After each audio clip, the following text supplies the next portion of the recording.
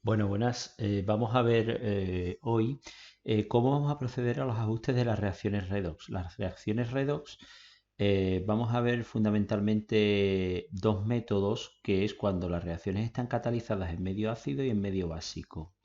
¿De acuerdo? Primero vamos a ver un ajuste general básico para luego adentrarnos en las reacciones que ya os digo, siguiendo el método que se llama de ion-electrón, que es el método más sencillo y en el que se van a basar casi todos los ejercicios de redox de ajustes, ¿de acuerdo? Que os pueden preguntar en las próximas pruebas como en la selectividad.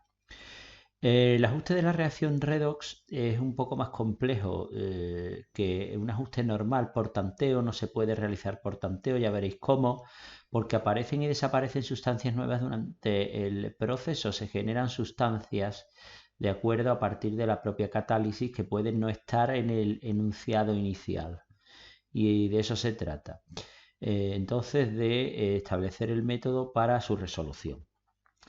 Al igual que en los ajustes de las reacciones habitualmente como las hacemos hasta ahora, eh, se basa en el principio de la conservación de la carga, en el principio de conservación de la masa y en el principio de conservación de la carga. Es decir, la masa de los reactivos ha de ser igual a la masa de los productos y la carga, el número de cargas positivas y negativas, el balance de carga en los reactivos ha de ser igual al balance de carga en los productos. ¿De acuerdo? Bien. Eh, ¿Cuáles son las etapas del ajuste redox? Por ejemplo, tenemos una sencilla, esta no estaría catalizada, esta es una reacción directa como las que hemos estado viendo hasta ahora. Lo primero que hay que determinar es el estado de oxidación de los distintos elementos dentro de los compuestos para ver la especie que se oxida y la especie que se reduce. ¿De acuerdo? Así, hay que identificar primero los estados de oxidación. El zinc pasa de zinc 0 a zinc más 2, por lo tanto el zinc se está oxidando, y la plata pasa de plata más a plata 0, por tanto la plata se está reduciendo. Después escribimos las semirreacciones como moléculas o iones que existen en disolución. Realmente si tenemos sales, ya sabéis que las sales son solubles y por tanto en disolución estarán disociadas en sus iones, ¿de acuerdo? Las únicas especies que no van a aparecer disociadas en los iones generalmente son los óxidos, por ejemplo, ¿de acuerdo? Los óxidos no se disocian en disolución, son insolubles y luego alguna que otra más que ya veremos. Escribimos las dos semirreacciones, tanto la de oxidación por un lado como la de reducción por el otro. Semirreacción de oxidación, zinc que pasa a zinc 2 más y se liberan dos electrones, y la plata que gana un electrón y pasa a plata más. Esta reacción no está ajustada porque sabéis que para ajustarla los electrones que se pierden en la oxidación son los que se ganan en la reducción o viceversa. Ajustar el número de electrones de forma que al sumar las dos reacciones estos desaparezcan. ¿Eso cómo lo consigo? Pues la reacción de abajo la he tenido que multiplicar por 2, ¿de acuerdo? Para que el número de electrones que se ganan en la reducción sean los que provienen de la oxidación. Así los electrones se van, ¿de acuerdo? Se van los electrones y me quedaría la reacción ajustada en masa y en carga. Este es lo que se llama el esqueleto iónico de la reacción. El esqueleto iónico, sin que estén presentes los iones que hemos quitado, puesto que están en la disolución, y lo que afecta al proceso redox es estos iones. Recuerden que hablamos de zinc y hablamos de nitrato de plata. El nitrato lo hemos quitado, pero ahora para ajustar la reacción molecular lo volveremos a poner. Este es el ajuste del esqueleto iónico. Bien, ahora escribiríamos la reacción completa con los coeficientes hallados y añadiendo las moléculas o iones que no intervienen directamente en la reacción, como ya digo. Así la reacción quedaría de esta manera, la reacción completa. Introduciríamos los nitratos, ¿de acuerdo? Y el 2 delante de la plata, como veíamos en el esqueleto iónico. El 2 que aparece delante del ion plata y de la plata metálica, ¿de acuerdo?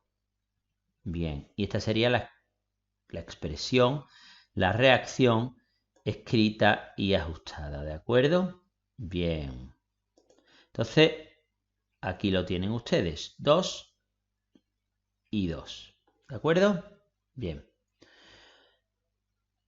¿Qué pasa? Y es las reacciones, sobre todo en las que las reacciones redox, muchas de ellas están catalizadas en medio ácido o en medio básico. Entonces, según el método, tendremos un ajuste para reacciones catalizadas en medio básico y un ajuste para reacciones catalizadas en medio básico, ¿de acuerdo? Vamos a ver primero las reacciones, el ajuste de reacciones redox catalizadas en medio ácido, que es cuando aparece un ácido simplemente, y veremos que cuando aprendamos el método para los ácidos, para los ajustes en medio ácido, los ajustes en medio básico son muy parecidos, ¿de acuerdo? Esto es practicar, practicar y practicar, aprender el método, que al principio puede parecer un poco lioso, pero en el momento que empecemos a practicar no vamos a tener ningún problema, como siempre, ¿de acuerdo? Bien, el método dice lo siguiente. Si en una disolución aparecen iones poliatómicos, por ejemplo sulfatos, el ajuste se complica, pues aparecen iones, también protones, OH- y moléculas de agua, ¿vale? Porque los oxígenos provienen generalmente del agua, ¿vale? Del medio acuoso de la disolución. Bien. En medio ácido se dice lo siguiente: los átomos de oxígeno que se pierden en la reducción van a parar al agua y los que se ganen en la oxidación provienen del agua. Todo esto hay que tenerlo en cuenta para la semirreacción, tanto de reducción como de oxidación. A mí me gusta siempre escribir primero la semirreacción de oxidación, porque es cuando se liberan los electrones que se captan en la reducción. O sea, escribimos nosotros siempre la de oxidación y después la de reducción. En algunos sitios lo hacen al revés, pero yo quiero que ustedes primero pues ajusten la oxidación. Los átomos de hidrógeno provienen del medio ácido, del ácido catalizador. Los átomos de hidrógeno, ¿de acuerdo?, provienen del medio ácido, los que hacen falta. El ajuste en medio básico de momento lo dejamos. Miren esta reacción, vamos a fijarnos en el ejemplo. Esta es una reacción catalizada en medio ácido, ¿de acuerdo? Catalizada en medio ácido. Bien, entonces, lo primero, identificar los estados de oxidación. Primer paso, identificar los estados de oxidación. Miren ustedes, esto es lo primero que hay que hacer. Esto hay que tenerlo claro.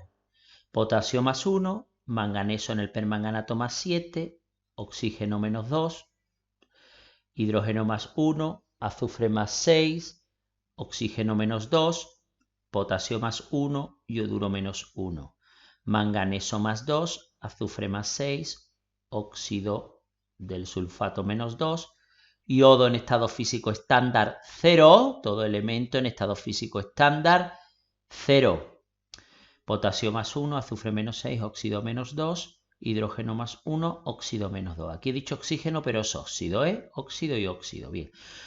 Si os fijáis, el manganeso cambia de más 7, el manganeso del permanganato, el manganeso del permanganato, que es la especie, pasa de más 7 a más 2, se reduce. A mí me gusta esto indicarlo así, con una flecha, y poner aquí, reducción. Y el yoduro pasa de menos 1 a yodo 0. De menos 1 a 0 pondríamos oxidación encima de la flecha, ¿vale? Entonces ya tenemos identificado la especie que se oxida o se reduce. Dentro de esta reacción tan solo una especie se reduce, que es el permanganato a manganeso 2+, y el yoduro a yodo. Bien. Escribimos las semirreacciones con moléculas o iones que existan realmente en disolución. Y ajustamos el número de átomos en masa. Oxidación. Yoduro a yodo 2. Como el yodo 2 tiene 2 átomos de yodo, aquí hay que poner un 2 delante. Como pasamos de menos 1 a 0, se libera un electrón por ion. Pero como hay 2, 2 por 1, 2 electrones. Muy habitual esta semirreacción. ¿De acuerdo? De -1 a 0 va un electrón, pero como hay dos especies yoduro, pues 2 electrones. Reducción. Permanganato. El anión permanganato se reduce a manganeso 2+. Los oxígenos que se pierden en la reducción van a parar al agua. 4 de agua con sus 4 oxígenos. Ya están los oxígenos ajustados. Los hidrógenos provienen del ácido. Como 4 por 2, 8 hidrógenos del agua, 8 protones catalizando, provenientes del ácido. Y ahora tenemos que de manganeso más 7 a manganeso más 2 se tienen que ganar 5 electrones. ¿Vale? Los 4 átomos de oxígeno del permanganato han ido a parar al agua. Y para formar este agua hacen falta 8 protones. También una reacción muy típica, redox, la de reducción del permanganato, que es un oxidante muy fuerte, a manganeso 2+. Se reduce el permanganato al manganeso. El permanganato se reduce a manganeso. ¿Por qué hablamos de permanganato? Pues porque dentro del permanganato potásico es tal como se encuentra en la disolución, disociado en potasio por un lado y permanganato por otro. Anión permanganato. Y el sulfato de manganeso se encuentra en la disolución como manganeso 2+ y anión sulfato. El anión sulfato lo obviamos. Y el potasio también, porque no intervienen en el proceso redox. Bien, ¿ahora qué cabría hacer? En la tercera fase tenemos que ajustar los electrones que se pierden en la oxidación, van a parar a la reducción. Tiene que haber el mismo número de electrones. ¿De acuerdo? Antes de eso vamos a ver si esta reacción está ajustada en masa. Un manganeso, 4 oxígenos, 4 oxígenos, 8 hidrógenos, 8 hidrógenos y 5 electrones. En carga, una carga negativa y 8 positivas, 7 positivas. 7 positivas y 5 negativas, 2 positivas. Y aquí que tenemos 2 positivas. Las cargas positivas, el balance de carga aquí es más 2 y el balance de carga aquí es más 2. Esta reacción está ajustada tanto en masa como en carga. ¿Vale? Ahora procedemos a igualar electrones. La de arriba la multiplicaremos por 5 y la de abajo la multiplicaremos por 2. Tercera, ajustar el número de electrones de forma que al sumar las dos semirreacciones estos desaparezcan.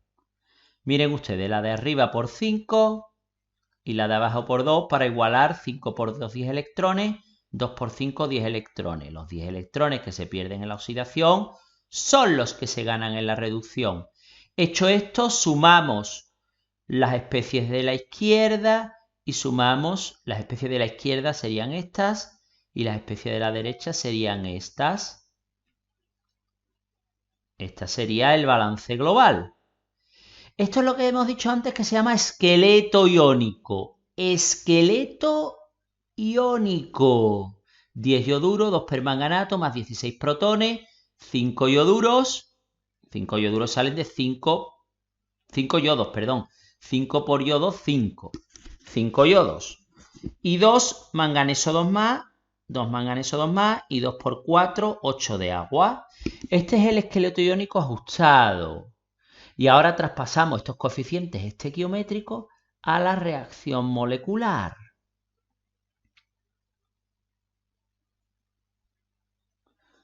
Había 2 permanganato, pues 2 delante del permanganato potásico. Había 16 protones.